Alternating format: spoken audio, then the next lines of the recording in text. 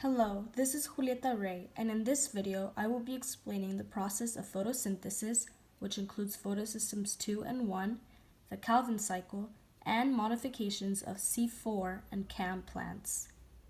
As you can see, photosynthesis takes place in the thylakoid membrane of the thylakoid, which is in the chloroplast. This is a light-dependent reaction, which means that it needs light to make a reaction. And light is used as energy in forms of photons. For photosynthesis to occur, carbon dioxide and water are needed to create glucose, water, and oxygen. There is also a second stage of photosynthesis, which is called the light-independent reaction, which doesn't need light to create a reaction, and carbon fixation occurs in this stage.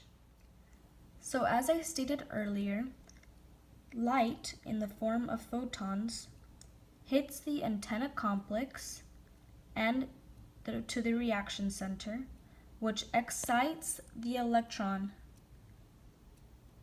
to go up in energy levels, and the electron comes from a weak donor called water through hydrolysis. So as water enters, it is split up, the electron is from water, and hydrogen is later used as a proton gradient to drive ATP synthase later throughout the process that I will explain later. So as more hydrogen ions are pumped in the other side of the thylakoid membrane, it will be very acidic and will be very concentrated of hydrogen ions, which will drive a proton or chemiosmotic gradient through ATP synthase, which will form ATP molecules. Then sunlight in the form of photons or energy will hit photosystem 1, which is the second photosystem in the thylakoid membrane, end of this process, will touch the antenna complex to the reaction center, which makes the electron get excited, jump into energy levels, then it will lower into quantum, and NAD plus will phosphorylate to NADPH using the hydrogen ions pumped through and that comes from H2O. The ATPs and the pHs, they will be used to drive the Calvin cycle, which is next. The Calvin cycle takes place in the stroma of the chloroplast. So I mentioned before that the Calvin cycle takes place in the stroma of the chloroplast, and it begins with RUBP, which is a 5-carbon molecule with 2 phosphates at the ends of it. It reacts with, as you can see, with the CO2 and forms rubisco, which is an enzyme that helps the reaction occur, and forms it combines the 1 carbon from the CO2 and the 5-carbon RUBP with the 2 phosphates at the end. This 5-carbon chain, known as RUBP, is also called ribulose. Now the 6-carbon molecule will fixate into 2 G3P, or also known as phosphoglycerates. We can also not forget that it's still attached to 1 phosphate, and this one, it's not shown in this picture, but it also happens with another one, and the other one is also 3-carbon molecule with this phosphate attached to it. In this process, ATP is used, and it is phosphorylated to a DP. So as ATP and NADPHs are used, and they are reduced to 6 phosphate groups and NAD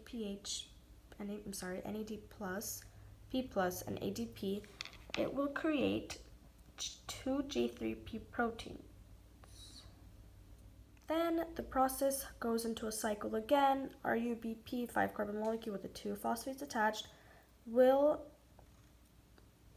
use rubisco, the enzyme, to react with CO2 to make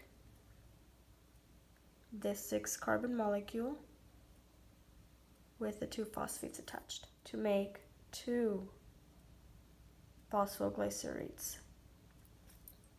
And the cycle goes on and on again, using ATPs, having them reduced, using NADPHs, having them reduced, and again ATPs. Next, I will be talking about C4 plants. C4 plants are very successful in hot and dry conditions. So 2 of these will try to regenerate to make this RUBP 5-carbon molecule with the 2 phosphates attached. So in that case, it will use ATP again and will phosphorylate to 3 ATPs. In a C4 plant, the carbon dioxide goes in, and with the help of PAP carboxylase, which is an enzyme, it reacts with PEP, which is a 3-carbon molecule, to form oxaloacetate, which is a 4-carbon molecule. So when the Calvin cycle occurs in the bundled sheath cell, it creates pyruvate, correct? So that pyruvate is then transformed to PAP, which is phosphophonolate pyruvate, and to do that they used the ATP and it phosphorylated to AMP. This only happens when the pores are closed, so the oxygen buildup doesn't leave or enter the cell, so it can be alive. Again, this bundle sheath cell, it's impermeable to CO2. In other words, CAM plants, such as succulents or other plants in the desert, happen at night. In CAM plants, the mesophyll of the cell happens at night and the bundle sheath cell happens during the day. So again, as pyruvate is produced, moves into the mesophyll cell, combines with PAP using the help of PAP carboxylase to form oxaloacetate. So the stomata opens at night. This concludes the video of photosynthesis, which includes photosystems 2 and 1, the Calvin cycle, and modifications of C4 and CAM plants. Thank you.